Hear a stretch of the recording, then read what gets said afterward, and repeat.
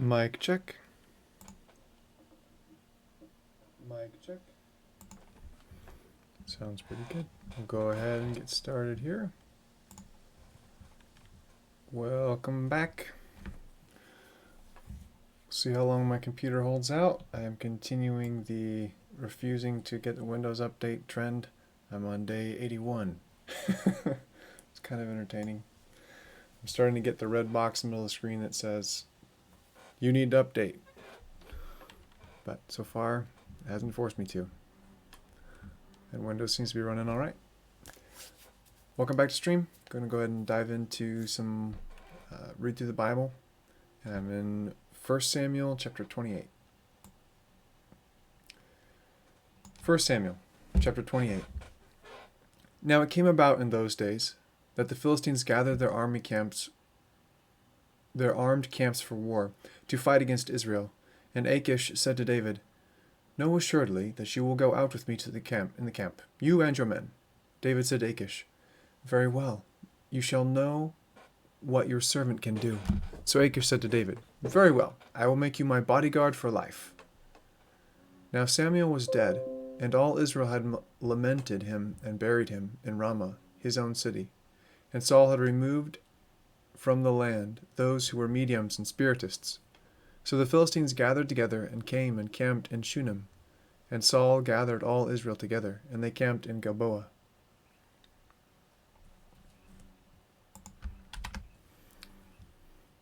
When Saul saw the camp of the Philistines, he was afraid, and his heart trembled greatly. When Saul inquired of the Lord did not answer him, either by dreams, or by the Urim, or by the prophets. Then Saul said to his servants, "Seek for me a woman who is a medium, that I may go to her and inquire of her." And his servants said to him, "Behold, there is a woman who is a medium at Endor." Then Saul disguised himself by putting on other clothes, and went to her, and 2 men with him. And they came to the woman by night, and he said, "Conjure up for me, please, and bring up for me whom I shall name to you." But the woman said to him, "Behold, you know what Saul has done, how he has cut off those who are mediums and spiritists from the land. Why are you then laying a snare for my life, to bring about my death?" Saul vowed to her by the Lord, saying, "As the Lord lives, no punishment shall come upon you for this thing." Then the woman said, "Whom shall I bring up for you?" And he said, "Bring up Samuel for me." When the woman saw Samuel, she cried out with a loud voice, and the woman spoke to Saul, saying, "Why have you deceived me? For you are Saul." The king said to her, "Do not be afraid, but what do you see?" And the woman said to Saul, "I see a divine being coming up out of the earth." He said to her, "What is his form?" And she said, "An old man is coming up, and he is wrapped with a robe." And Saul knew that it was Samuel. And he bowed with his face to the ground, and did homage. Then Samuel said to Saul, "Why have you disturbed me by bringing me up?" And Saul answered, "I was greatly distressed, for the Philistines are waging war against me, and God has departed from me, and no longer answers me, either through prophets or by dreams. Therefore I have called you, that you may make known to me what I should do." Samuel said, "Why then do you ask me, since the Lord has departed from you, and has become your adversary? The Lord has done accordingly as he spoke through me, for the Lord has torn the kingdom out of your hand, and has given it to your neighbor, to David. As you did not obey the Lord, and did not execute his fierce wrath on Amalek, so the Lord has done this thing to you this day. Moreover, the Lord will also give over Israel along with you into the hands of the Philistines. Therefore tomorrow you and your sons will be with me.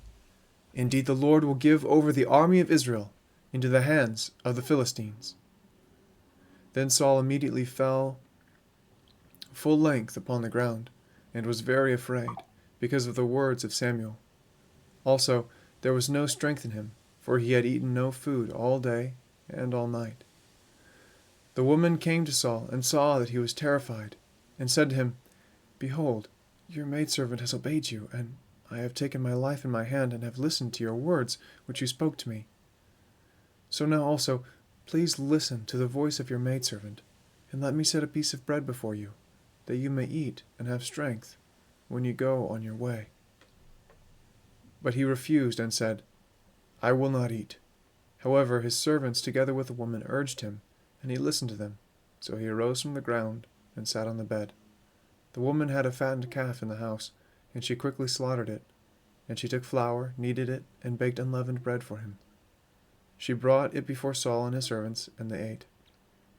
Then they arose and went away that night.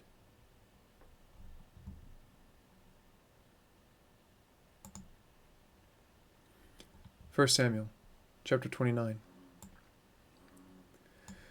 Now the Philistines gathered together all their armies to Aphek, while the Israelites were camping by the spring which is in Jezreel. And the lords of the Philistines were proceeding on by hundreds and by thousands, and David and his men were proceeding on in the rear with Achish.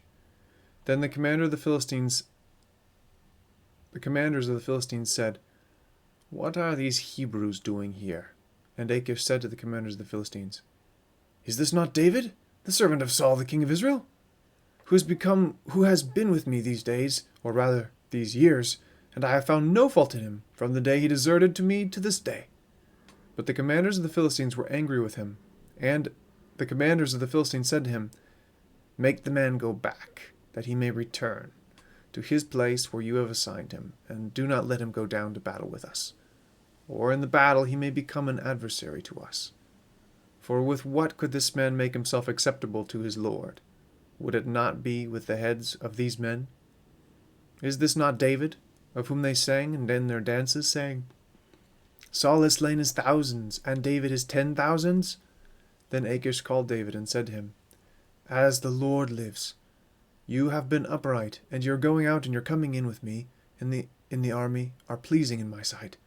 For I have not found evil in you from the day of your coming to me to this day. Nevertheless, you are not pleasing in the sight of the lords.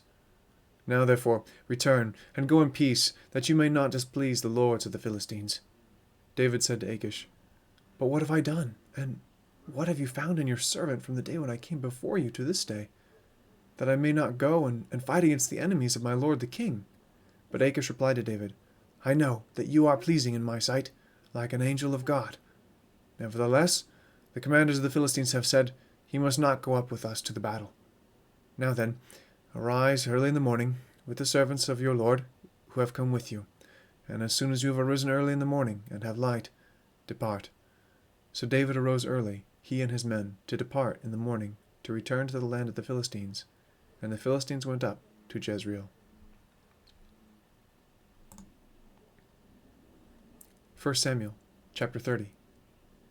Then it happened, when David and his men came to Ziklag on the third day, that the Amalekites had made a raid on the Negev and on Ziklag, and had overthrown Ziklag, and burned it with fire. And they took captive the women and all who were in it, both small and great, without killing anyone, and carried them off, and went their way. When David and his men came to the city, behold, it was burned with fire, and their wives and their sons and their daughters had been taken captive. Then David and the people who were with him lifted their voices and wept, until there was no strength in them to weep.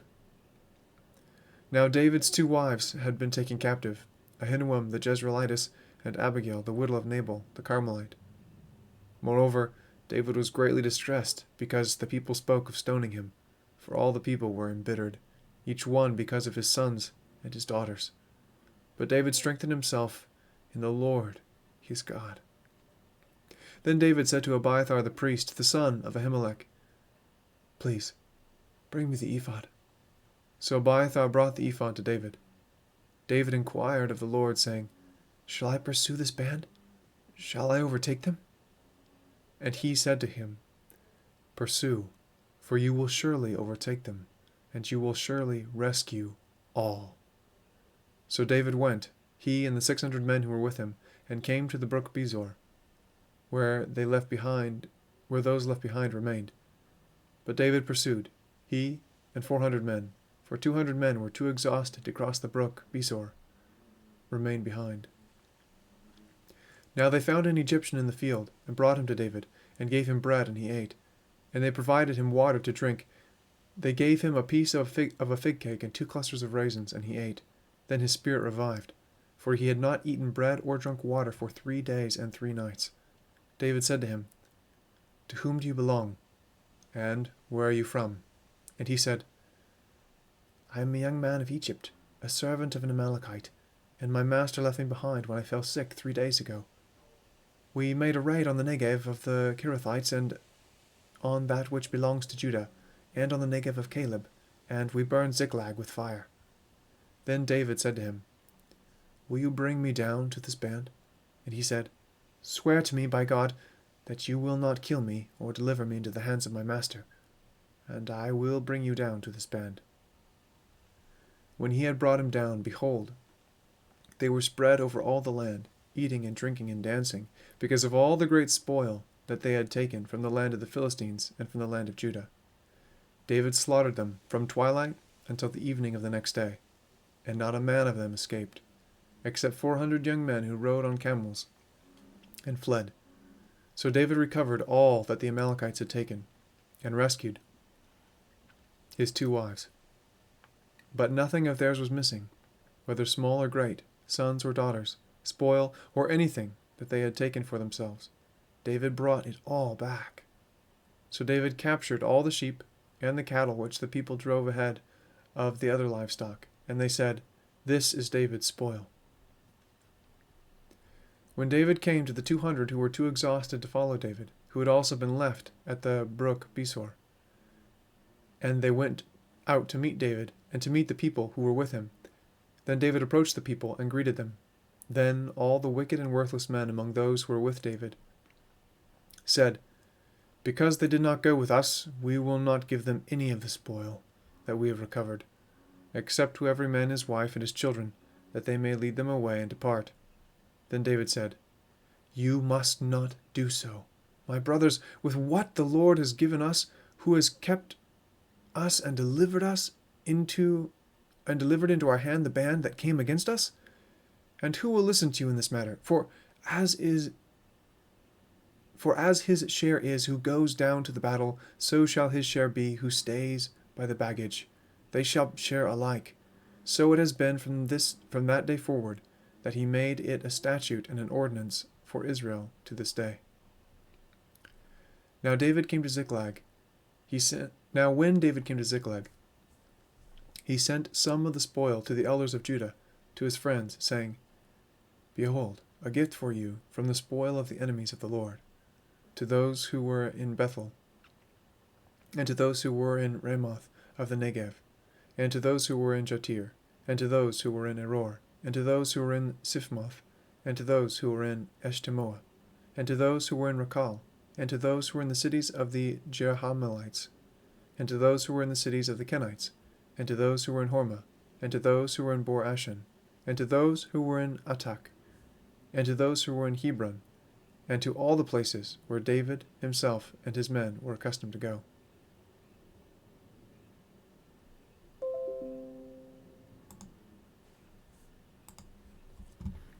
First Samuel chapter 31.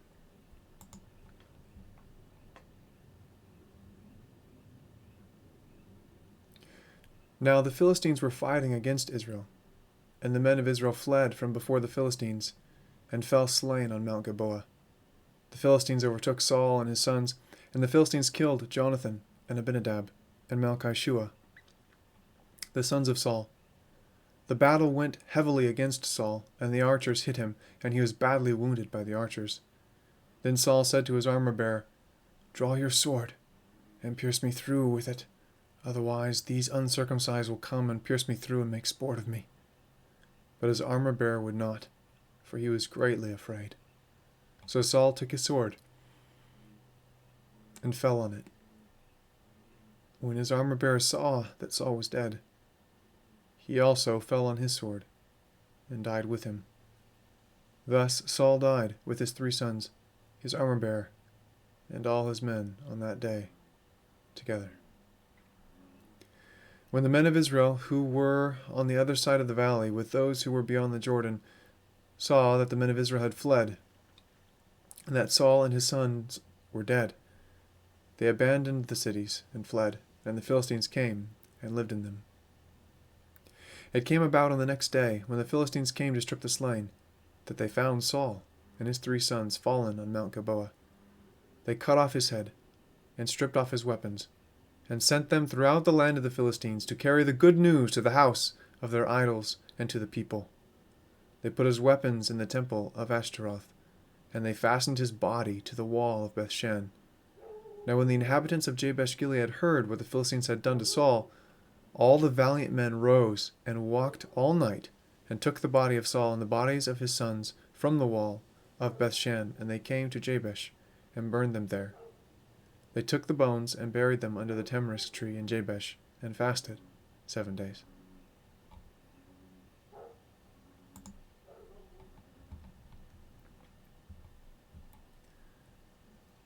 Second Samuel, chapter 1. Now it came about after the death of Saul, when David had returned from the slaughter of the Amalekites, that David remained 2 days in Ziklag. On the 3rd day, behold, a man came from out of the camp of Saul, with his clothes torn and dust on his head.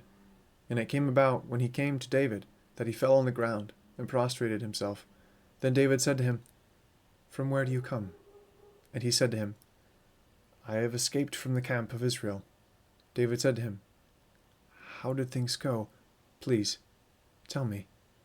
And he said, The people have fled from the battle, and also many of the people have fallen and are dead, and Saul and Jonathan his son are dead also.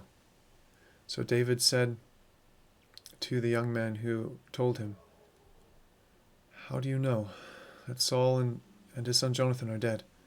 The young man who told him said, By chance I happened to be on Mount Gilboa, and behold, Saul was leaning on his spear, and behold, the chariots and the horsemen pursued him closely. When he looked behind him, he saw me and called to me. And I said, Here I am. And he said, Who are you? And I answered him, I am an Amalekite. Then he said to me, Please stand beside me and kill me, for agony has seized me because my life still lingers in me. So I stood beside him and killed him, because I knew that he could not live after he had fallen. Then I took the crown which was on his head, and the bracelet which was on his arm, and I have brought them here to my lord. Then David took hold of his clothes and tore them, and so did all the men who were with him. They mourned and wept and fasted until evening, for Saul and his son Jonathan, and for the people of the Lord and the house of Israel, because they had fallen by the sword. David said to the young man who told him, Where are you from? And he answered, I am the son of an alien, an Amalekite. Then David said to him, How is it you were not afraid to stretch out your hand to destroy the Lord's anointed? And David called one of the young men and said, Go, cut him down. So he struck him, and he died. David said to him, Your blood is on your own head, for your mouth has testified against you, saying, I have killed the Lord's anointed. Then David chanted with this lament over Saul and Jonathan his son, and he told them to teach it to the sons of Judah, the song of the bow, because it is written in the book of Jashir. Your beauty, O Israel, is slain on your high places. How the mighty have fallen. Tell it not in Gath, proclaim it not in the streets of Ashkelon, or the daughters of the Philistines will rejoice, the daughters of the uncircumcised will exult. O mountains of Gilboa, let not dew or rain be on you, nor fields or offerings. For there the shield of the mighty was defiled, the shield of Saul, not anointed with oil. From the blood of the slain, from the fat of the mighty, the bow of Jonathan did not turn back, and the sword of Saul did not return empty. Saul and Jonathan, beloved and pleasant in their life, and in their death they were not parted. They were swifter than eagles, they were stronger than lions.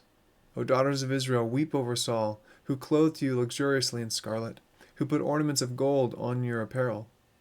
How the mighty have fallen in the midst of the battle. Jonathan is slain on your high places. I am distressed for you, my brother Jonathan. You have been very pleasant to me. Your love to me was more wonderful than the love of women. How the mighty have fallen, and the weapons of war perished.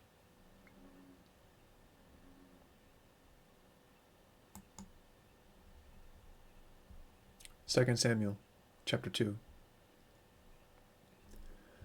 Then it came about afterward that David inquired of the Lord, saying, Shall I go up out of the cities of Judah to one of the cities of Judah? And the Lord said to him, Go up. So David said, Where shall I go? And he said, To Hebron. So David went up there, and his 2 wives also, Ahinoam the Jezreelitess, and Abigail the widow of Nabal the Carmelite. And David brought up his men who were with him, each with his household, and they lived in the cities of Hebron. Then the men of Judah came, and there anointed David king over the house of Judah. And they told David, saying, It was the men of Jabesh-Gilead who buried Saul. David sent messengers to the men of Jabesh-Gilead and said to them, May you be blessed of the Lord, because you have shown this kindness to Saul your lord, and have buried him. Now may the Lord show loving kindness and truth to you, and I also will show this goodness to you, because you have done this thing. Now therefore let your hands be strong, and be valiant, for Saul your lord is dead, and also the house of Judah has anointed me king over them. But Abner, the son of Ner, commander of Saul's army, had taken Ishbosheth, the son of Saul, and brought him over to Mahanaim. He made him king over Gilead, over the Asherites, over Jezreel, over Ephraim, and over Benjamin, and even over all Israel.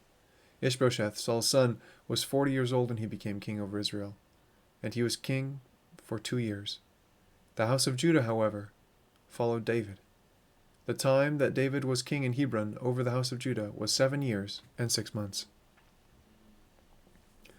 Now Abner, the son of Ner, went out from Mahanaim to Gibeon with the servants of Ishbosheth, the son of Saul. And Joab, the son of Zeruiah, and the servants of David went out and met them by the pool of Gibeon, and they sat down, one on the one side of the pool, and the other on the other side of the pool. Then Abner said to Joab, Now let the young men arise, and hold a contest before us. And Joab said, Let them arise. So they arose, and went over by count, 12 for Benjamin and Ishbosheth, the son of Saul, and 12 for the servants of David. Each one of them seized his opponent by the head, and thrust his sword into his opponent's side. So they fell down together. Therefore that place was called Helkath Hazarim, which is in Gibeon. That day the battle was very severe, and Abner and the men of Israel were beaten before the servants of David. Now the 3 sons of Zeruiah were there, Joab, and Abishai, and Asahel. And Asahel was as swift-footed as one of the gazelles which is in the field. Asahel pursued Abner, and did not turn to the right or to the left from following Abner. Then Abner looked behind him and said, Is that you, Asahel? And he answered, It is I. So Abner said to him, Turn to your right or to your left, and take hold of one of the young men for yourself, and take for yourself his spoil. But Asahel was not willing to turn aside from following him. Abner repeated again to Asahel, Turn aside from following me. Why should I strike you to the ground? How could I lift my face up to your brother Joab? However, he refused to turn aside. Therefore Abner struck him in the belly with the butt end of the spear, so that the spear came out at his back. And he fell there and died on the spot.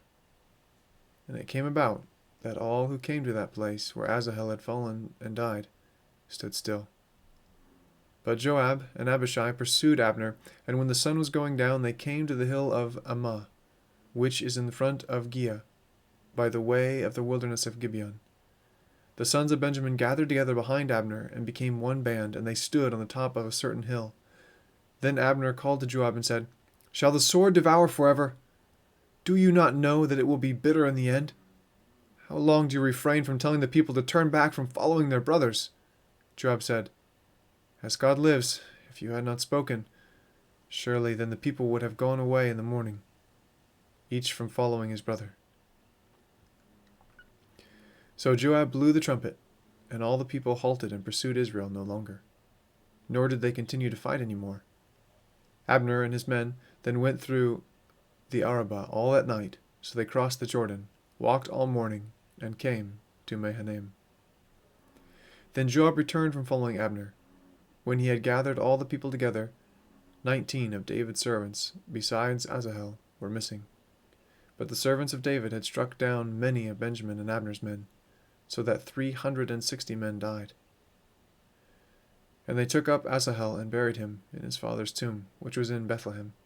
Then Joab and his men went all night until the day dawned at Hebron.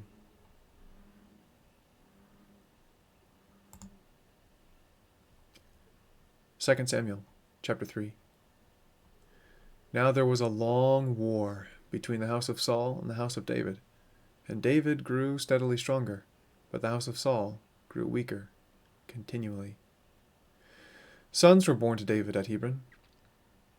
His firstborn was Amnon by Ahinoam the Jezreelitess, and his second Chileab by Abigail the widow of Nabal the Carmelite, and the third Absalom, the daughter of Maacah, the daughter of Talmi, king of Geshur, and the fourth Adonijah, the son of Haggith, and the fifth Shephatiah, the son of Abital, and the sixth Ithream by David's wife Eglah. These were born to David at Hebron. Too many wives.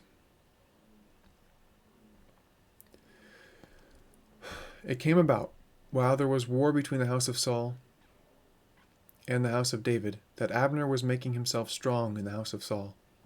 Now Saul had a concubine, whose name was Rizpah, the daughter of Aiah. And Ishbosheth said to Abner, "Why have you gone in to my father's concubine?"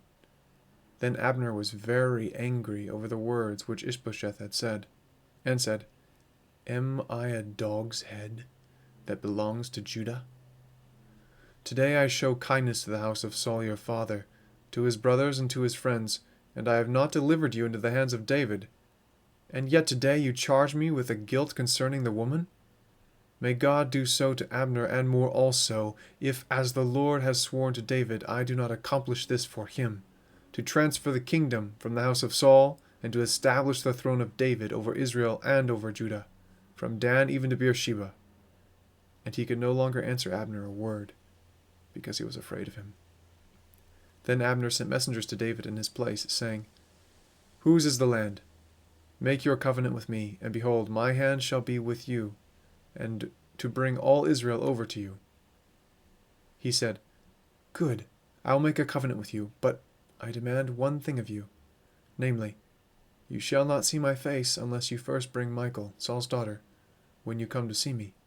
So David sent messengers to Ishbosheth, Saul's son, saying, "Give me my wife Michal, to whom I was betrothed, for 100 foreskins of the Philistines." Ishbosheth sent and took her from her husband, from Paltiel the son of Laish. But her husband went with her, weeping as he went, and followed her as far as Bahurim. Then Abner said to him, "Go, return." So he returned. Now Abner had consultation with the elders of Israel, saying, "In times past you were seeking for David to be king over you. Now then, do it, for the Lord has spoken of David, saying, By the hand of my servant David I will save my people Israel from the hand of the Philistines and from the hand of all their enemies." Abner also spoke in the hearing of Benjamin, and in addition Abner went to speak in the hearing of David in Hebron, all that seemed good to Israel, and to the whole house of Benjamin. Then Abner and 20 men with him came to David at Hebron, and David made a feast for Abner and the men who were with him. Abner said to David, "Let me arise and go, and gather all Israel to my lord the king, that they may make a covenant with you, and that you may be king over all that your soul desires." So David sent Abner away, and he went in peace. And behold, the servants of David and Joab came from a raid, and brought much spoil with them. But Abner was not with David in Hebron, for he had sent him away, and he had gone in peace. When Joab and all the army that was with him arrived, they told Joab, saying, "Abner the son of Ner came to the king, and he has sent him away, and he has gone in peace." Then Joab came to the king and said, "What have you done? Behold, Abner came to you. Why then have you sent him away, and he is already gone? You know, Abner the son of Ner, that he came to deceive you, and to learn of your going out and your coming in, and to find out all that you're doing." When Joab came out from David, he sent messengers after Abner, and they brought him back from the well of Sirah. But David did not know it.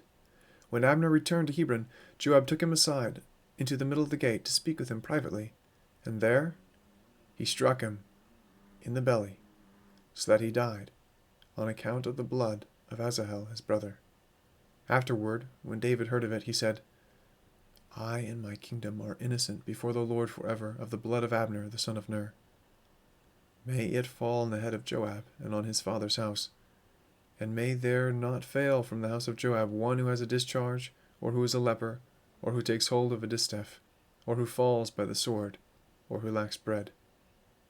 So Joab and Abishai his brother killed Abner, because he had put their brother Asahel to death in the battle at Gibeon. Then David said to Joab and to all the people who were with him, Tear your clothes, and gird on sackcloth, and lament before Abner. And King David walked behind the bier. Thus they buried Abner in Hebron, and the king lifted up his voice and wept at the grave of Abner, and all the people wept.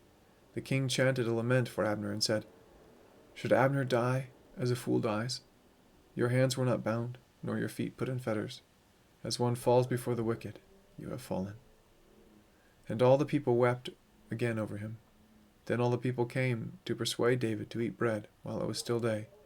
But David vowed, saying, May God do to me, and more so, and more also, if I taste bread or anything else before the sun goes down. Now all the people took note of it, and it pleased them, just as everything the king did pleased all the people. So all the people and all Israel understood that day that it had not been the will of the king to put Abner the son of Ner to death. Then the king said to his servants, Do you not know that a prince and a great man is fallen this day in Israel? I am weak today, though anointed king, and these men, the sons of Zeruiah, are too difficult for me. May the Lord repay the evildoer according to his evil.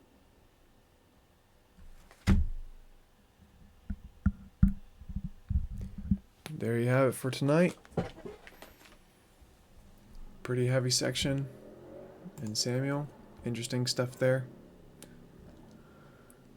Lord willing, catch you tomorrow night, continuing in 2 Samuel. I might hop back on a little bit later. I'm going to try to learn Age of Empires 2, the definitive edition. So maybe catch you a little later tonight or early tomorrow morning and go from there. All right. Adios and God bless.